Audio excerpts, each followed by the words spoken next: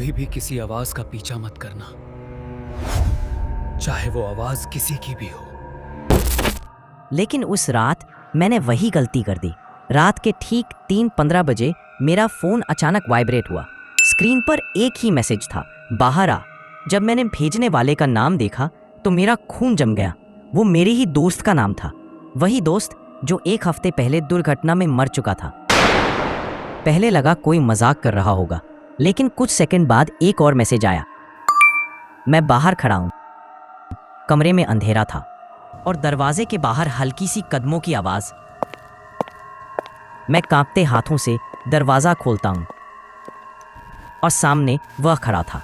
उसकी आंखें पूरी तरह खाली और चेहरा जैसे टूटकर झिलमिला रहा हो।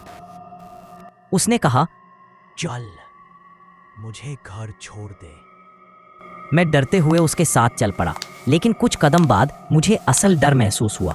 उसके पैर जमीन को छू ही नहीं रहे थे। वो चलते हुए भी जमीन से ऊपर तैर रहा था, लेकिन उसके आगे कोई परछाई नहीं पड़ रही थी। वह अचानक मुड़ा और उसकी मुस्कुराहट असामान्य रूप से चौड़ी हो गई। उसकी आंखों का अंधेरा और गहरा हो चुका था। वह धीरे से बोला, तू मुझे बचाने क्यों नहीं आया? सच तो यह था, मैं हादसे के वक्त वहां था ही नहीं, लेकिन उसे लगता था मैंने उसे छोड़ दिया। अचानक वह एकदम रुक गया और फुसफुसाया, चल, अब तेरी बारी है।